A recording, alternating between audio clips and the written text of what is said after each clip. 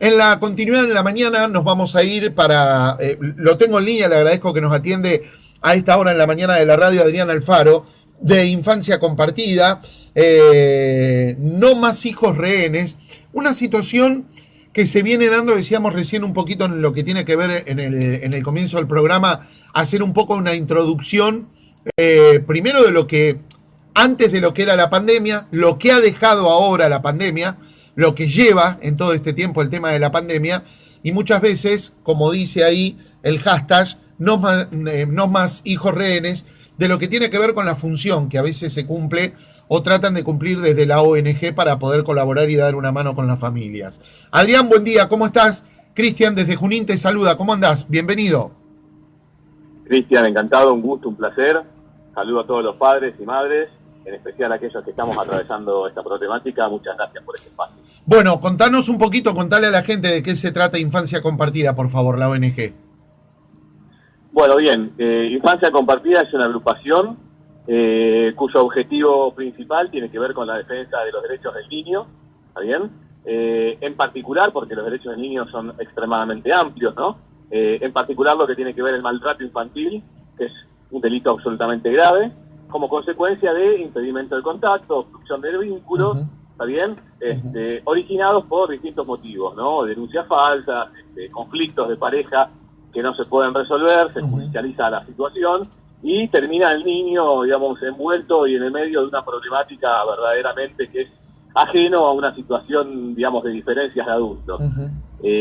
Bueno, a partir de ahí se comienzan a vulnerar procesalmente todos los derechos que te puedas imaginar en base a lo que tiene que ver la protección del menor. ¿Bien? Esa es un poco, digamos, la misión, el objetivo que tiene esta agrupación. Bien. ¿Cómo comienza? Claro, eso te iba a preguntar, ¿cómo nace la agrupación? Bien, la agrupación nace a partir de una ausencia, básicamente una ausencia que tiene que ver con la falta de políticas públicas que carece el Estado justamente para poder ofrecer soluciones o resoluciones verdaderamente que se ajusten a un debido proceso en lo que tiene que ver, ni más ni menos, poder defender los derechos del menor. ¿Por qué digo esto? Porque al haber ausencia de políticas públicas, lamentablemente, con una pequeña denuncia que pueda hacer cualquiera de las partes, se están garantizando procesalmente la obstrucción de un vínculo durante 4 o 5 años promedio, que es lo que demora en tribunales, en sede judicial, la posibilidad de resolver esto en forma, digamos, definitiva. Cuando hablamos de la ausencia de justicia, bien, la ausencia de políticas públicas, es donde los padres comenzamos a entender que no estábamos solos, que lamentablemente es un flagelo que está creciendo exponencialmente día a día, y básicamente nos empezamos a agrupar, nos empezamos a organizar. Entendemos que nosotros no luchamos a favor de los adultos, o sea, nosotros no decimos este padre es culpable o esta madre es inocente, simplemente luchamos a favor de los derechos de ese hijo, de ese padre o de esa madre, y de los hijos en totalidad, digamos, de todos los padres y madres que estamos atravesando estas circunstancias. Es así entonces que esta agrupación comienza a tomar forma, ¿no? Adrián, ¿y por qué te parece que pasan, por qué se dan este tipo de cuestiones, más allá de lo que tiene que ver con la justicia, de lo que creo que ya todos conocemos, es Vox Populi, la demora, lo que se tarda, a veces las resoluciones que toman la justicia, llegar tarde, bueno, ustedes lo deben conocer mucho más, por supuesto. ¿Por qué crees que pasan estas cosas, que va pasando el tiempo y daría la sensación de que en vez de mejorar, en vez de buscarle la vuelta con algo tan vulnerable, con algo tan que requiere a veces hasta una respuesta inmediata, ¿por qué se dilata todo tanto? Bueno, es la pregunta que nos hacemos nosotros todos los días. ¿Por qué pasan estas cosas? En realidad no responde solamente a una respuesta concreta. Para que esto suceda, básicamente es porque están conviviendo múltiples factores desde todo punto de vista, desde lo político, desde lo social, desde lo jurídico, que convergen en una realidad absoluta, que tiene que ver precisamente esta dificultad que tiene no solamente Argentina, porque esto es transnacional, América Latina y otros países como en Europa, también pasa en España, la posibilidad concreta de dar respuestas efectivas y eficaces. Y cuando hablo de efectivas y eficaces, tienen que ver justamente con un debido proceso. Y el debido proceso habla en la Convención Internacional de los Niños justamente en el peligro en la demora, que tiene que ver con la resolución de estos casos. Y el peligro de la demora no es poca cosa.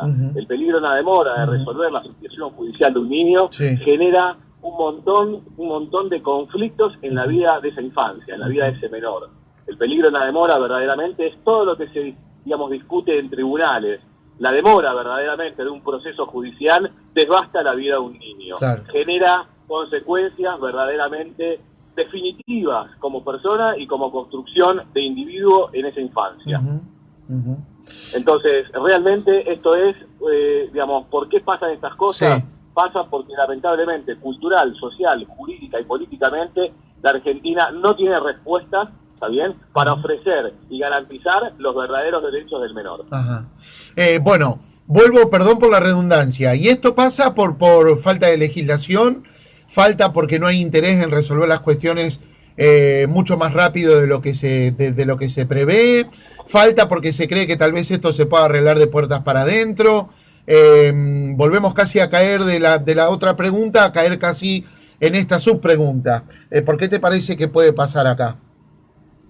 Mirá, en realidad nuestra mirada y nuestro foco, en principio, como te decía, en principio es interés político, porque en realidad, la legislación argentina, te diría, no es una legislación arcaica o una legislación pasada de moda o que no esté a la altura de las circunstancias. De hecho, entre otras cosas, es una buena normativa, porque además, a todo esto, Argentina adhiere a la Convención Internacional de los Derechos del Niño, que, dicho sea de paso, 20 de noviembre vamos a tener una marcha a nivel internacional en forma conjunta y simultánea con 24 países proclamando y reclamando justamente que se respeten los derechos del niño. Argentina, la ley 26061, está adhiriendo a la Convención Internacional de los Derechos del Niño.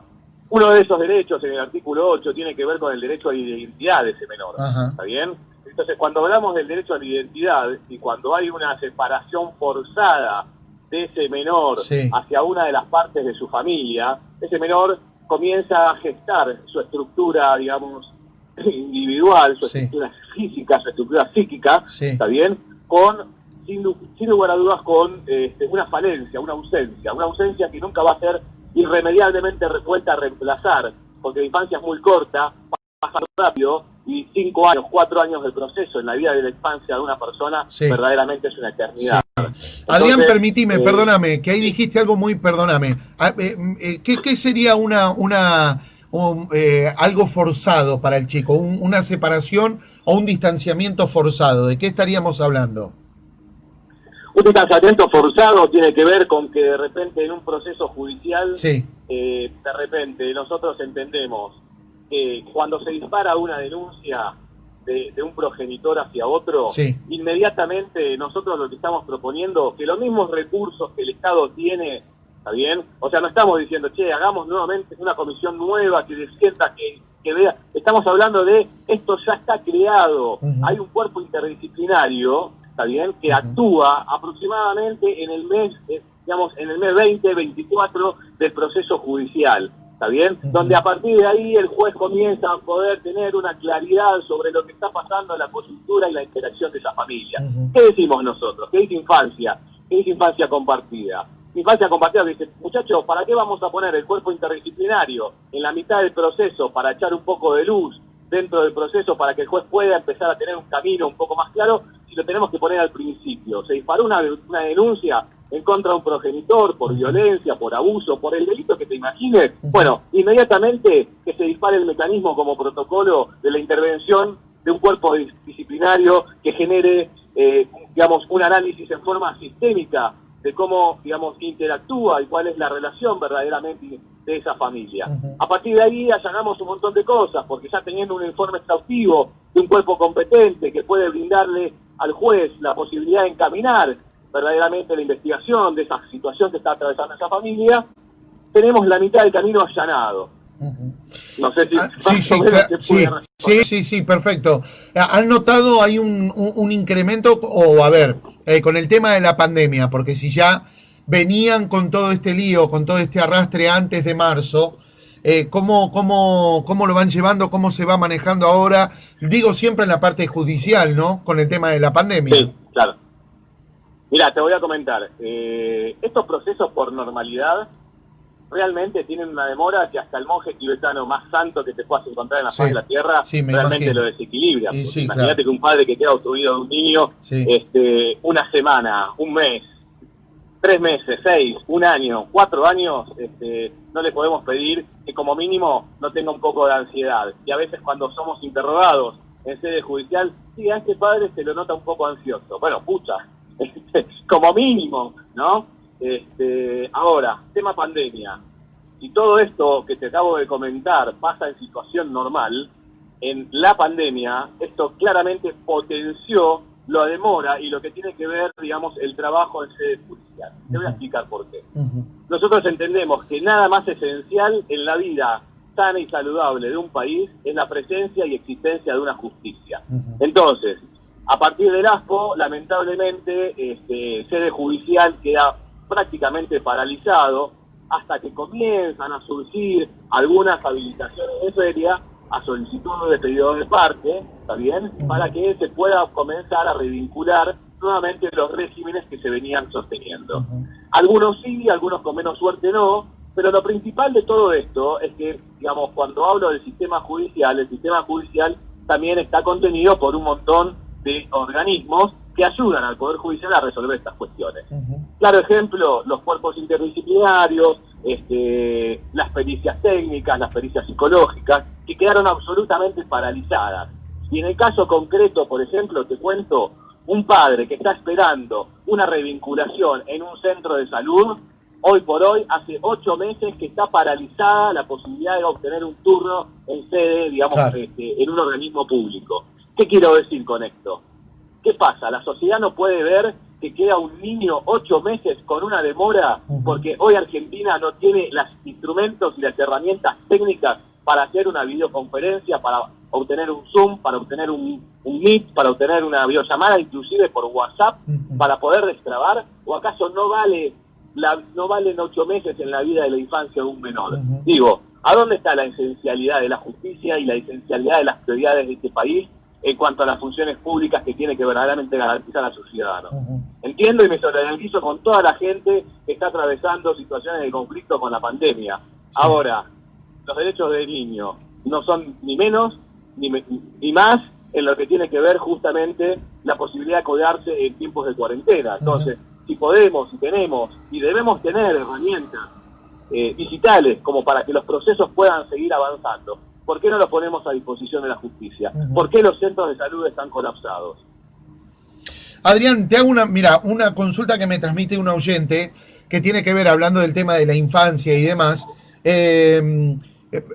¿Cuál es la tarea que ustedes cumplen, o por lo menos un poco más allá de lo que ustedes pueden hacer, de lo que indica la ley? Dicen, preguntale a los chicos de la agrupación por la familia. Hay una familia que está en la ruta, seguramente vos estarás al tanto de esto, que está en la ruta con esto de que no te dejan entrar, no te dejan pasar, si no tenés el permiso, con el tema del COVID y demás, de una familia que está casi viviendo en la ruta con menores de edad. Bueno, más allá de que está con los padres, más allá de que el menor está con los padres, bueno, si no hay algo vía legal, vía judicial que se pueda hacer para, por lo menos para con los menores de edad. A ver, vamos por la primera. ¿Qué es lo que hace Infancia Compartida? ¿Cómo trabajamos nosotros? En principio, nosotros, digamos, como cuando empezamos a crecer como agrupación, lo primero que intentamos fue empezar a visibilizar la problemática para que se pueda empezar a legitimar dentro de un Estado que conoce la causa, reconoce el conflicto, pero a su vez a veces mira para el costado y no toma verdaderamente las decisiones que tiene que tomar. ¿Por qué te digo esto? Hemos tenido reuniones con distintos organismos públicos, hemos tenido muy buena recepción en cuanto a lo que tiene que ver la presentación de la situación, de la problemática, e inclusive el conocimiento previo, o sea, no le estábamos informando nada nuevo. Ahora bien, ¿ha cambiado cosas? ¿Han cambiado fácticamente cosas? Bueno, por el momento todo sigue igual. Tenemos, digamos, con algunos representantes de organismos públicos la posibilidad y el compromiso de seguir trabajando en función de que podamos mejorar estos procesos y la calidad de vida del menor. Bien. Eso por un lado lo que hace Infancia Compartida. Bien. Infancia Compartida a su vez también lo que, digamos, intentamos hacer es concientizar socialmente. ¿A través de qué? ¿De qué manera? Por ejemplo, en nuestro canal de YouTube, Infancia Compartida, tenemos publicaciones como Damián de Santo, Gastón Recondo, que han sido hijos de padres obstructores. Y ellos relatan, ¿está bien?, en su discurso, la infancia que han tenido que atravesar y los problemas que le han traído, no solamente en el momento de su infancia, que verdaderamente han generado un daño muy grave, que han dejado inclusive secuelas y han tenido que trabajar muchísimo en lo personal para poder superar esas circunstancias. Así como Damián de Santo, Gastón Recondo y muchos padres anónimos o muchas personas en forma anónima han tenido que atravesar por la misma situación, que hoy por supuesto, porque no son famosos, lamentablemente no se conoce, pero que sí, Infancia Compartida recoge todos esos testimonios y los presentamos en los organismos públicos. Por otro lado, también tenemos grupos de WhatsApp a nivel largo y ancho de todo el país, donde ofrecemos básicamente nuestro testimonio, nuestras experiencias, y le podemos brindar determinados tips a padres y a madres, porque en esta situación donde uno queda obstruido, tiene que ser mucho más padre y mucho más soldado que cualquier soldado, porque cualquier error, lamentablemente, que uno puede generar, aunque esté a derecho, lo puede hacer retroceder 2 años lo que pudo haber construido en 5. Claro. Entonces, ese camino lento que uno viene, digamos, intentando lograr con éxito, por una coma y por un punto, lamentablemente, podés quedar detenido. ¿Está bien? O sea, esto es lo absurdo de lo que tiene que ver este proceso. Adrián, contanos un poquito, ya para agradecerte tu tiempo, dónde la gente los puede encontrar, obviamente hoy con el uso de la tecnología, redes sociales, página web, teléfonos, dónde los pueden ubicar, dónde los pueden encontrar. Bueno, tenemos todo, gracias a Dios, tenemos un equipo técnico, digamos, en lo que tiene que ver la parte de sistemas, que nos deja absolutamente todo en bandeja y con mucho esfuerzo y con mucho trabajo. La primera página, www.infanciacompartida.org. Bien. Facebook, Infancia Compartida, Twitter, Instagram con el mismo nombre. Bien. ¿Está bien? Bien. Así son todos nuestros canales de acceso para poder encontrarnos con aquellas consultas y con esos padres que verdaderamente no saben cómo encaminar su situación personal. Perfecto. Quiero hacerte una sola aclaración, si me permites, 2 segundos más. Sí, por favor. En lo personal, la situación más problemática que atravesamos como agrupación, por supuesto que tiene que ver con la vulneración que se está generando en estos procesos con los niños.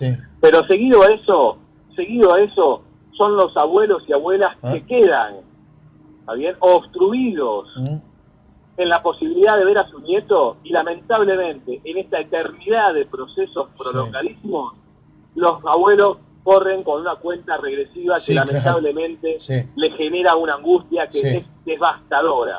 Y yo he hablado todos los días, de hecho antes de hablar con vos, he hablado con 2 personas dentro del, digamos, del mundo de estos padres obstruidos. Uno de los abuelos me decía, yo no sé cuánto tiempo de vida me queda. Y realmente me dice, yo me quiero ir de este mundo, no me quiero ir de este mundo sin antes poder volver a ver la sonrisa de mi nieto. Digo, si eso no lo conmueve a ningún juez de la República Argentina, un juez ordinario de primera instancia, que un abuelo se pueda ir sin poder volver a ver la sonrisa de su nieto, y lamentablemente hay algo que está funcionando extremadamente mal. Y lamentablemente, Adrián, está bien que vos lo digas, ustedes viven permanentemente, deben tener millones de casos de esos, miles de esos casos, pero más allá del distanciamiento y más allá de lo que tiene que ver con lo legal, de lo que hemos hablado, de lo que vos explayaste en la nota, hay un alejamiento, hay hasta un distanciamiento a veces de lo que tiene que ver con la justicia lisa y llanamente, y con la realidad, ¿no?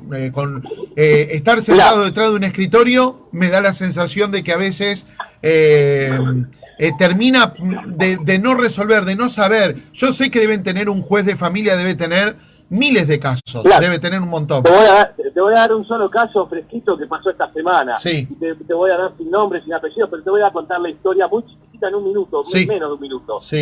Tenemos un caso de un padre que quedó obstruido por una denuncia falsa porque quedó comprobado y quedó sobreseído en lo penal, ¿está bien?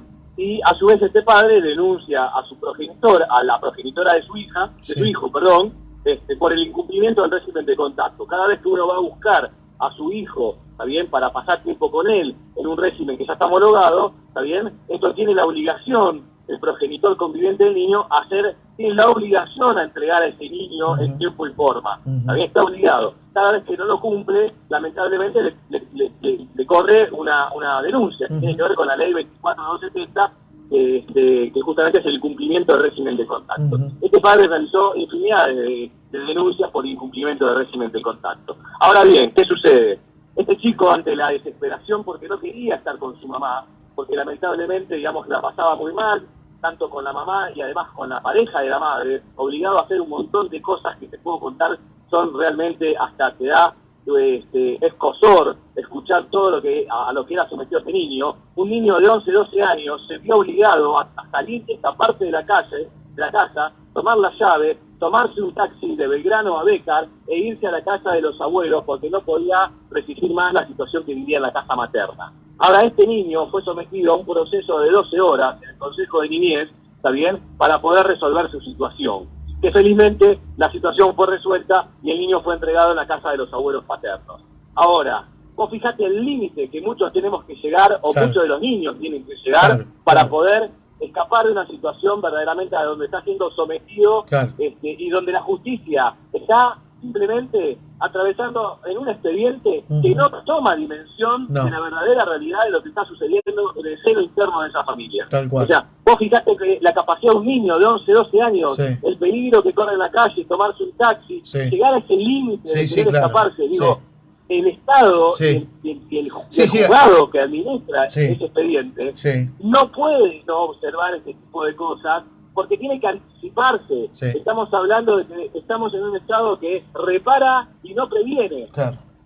A lo que ha llegado esa criatura, ese nene de 11 años, para tomar esa determinación, ¿no? Estamos hablando de plena ciudad de Buenos Aires, salir él por sus propios medios, salir a la calle, 11 años, subirse un taxi sin saber qué te puede pasar o qué te puede tocar, que te agarró un alma buena, una persona buena que te llevó, porque un menor de edad también, de subirlo a un vehículo, lo que debe haber pasado por la cabeza de esa criatura como para tratar de cualquier forma de salir de esa situación, ¿no? El punto límite a donde llegan los niños en esta situación de maltrato infantil. Mira, el impedimento de contacto, la obstrucción de vínculo, es maltrato infantil gravísimo, no grave, gravísimo, porque realmente deja secuelas y pone al límite la posibilidad de que el niño lleve un nivel de estrés que le deja secuelas en lo inmediato y en lo mediato. Entonces, protejamos a nuestros hijos. Nosotros no luchamos contra un género, no luchamos a favor de otro género. En esta situación hay un 40% de madres que pasan por esta misma problemática y un 60% de hombres, con lo cual esto no responde a nada, responde simplemente a un conflicto de familia donde la Argentina y muchos estados de Latinoamérica no tienen ni la intención política ni las herramientas jurídicas para ofrecer una respuesta inmediata. Y digo inmediata en un término de 6, 7, 8, 9 meses se tiene que resolver la situación judicial de ese menor. ¿Por qué digo esto? Y lo último, porque si ese padre que fue denunciado o esa madre queda obstruido en un proceso judicial 4 o 5 años y verdaderamente es inocente, ese niño se perdió toda la posibilidad de gozar de pleno derecho en forma sana y saludable su relación con ambos padres. Pero si fuéramos por la negativa, que ese padre, vamos a suponer que realmente, y entendemos que situaciones pasan, es un violador, es un abusador, o fuera verdaderamente un delincuente, queda sometido nuevamente 4 años a ser potencialmente nuevamente víctima de ese padre. Con lo cual queda desprotegido por todos los puntos de vista, desde un Estado que verdaderamente lo único que hace es seguir demostrando ausencia. Un país que fue votado, Alberto Fernández, por la mayoría popular, pero donde en su discurso él dijo: yo también quiero gobernar para las minorías, y nosotros creemos somos minoría, verdaderamente tiene que empezar a escucharnos. Tiene que escuchar verdaderamente que en la sociedad están sucediendo situaciones como esta, que realmente están dejando generaciones de niños huérfanos de padres vivos. Bueno, qué frase esa, huérfanos de padres vivos. Adrián, te agradezco muchísimo tu tiempo, te mando un abrazo y un saludo, gracias por atendernos. Abrazo grande, saludo a todos los padres de Junín y a todos los padres que estén escuchando esta nota. Les pedimos que se sumen, que pierdan el miedo, porque te deja en un estado verdaderamente de pánico, porque uno es denunciado y hasta tiene miedo de volver a ir a la casa de su ex a buscar al hijo, porque tiene miedo de volver a ser denunciado nuevamente por una denuncia que puede ocurrir en cualquier momento. Entonces, pierdan el miedo, estamos luchando por una causa noble, no hay nada más noble que el amor de un padre o una madre a un hijo. Nosotros estamos luchando conforme a derecho, nos sometemos a un debido proceso y queremos ganar con la norma. No vamos a ganar ni por la lástima ni por cansancio.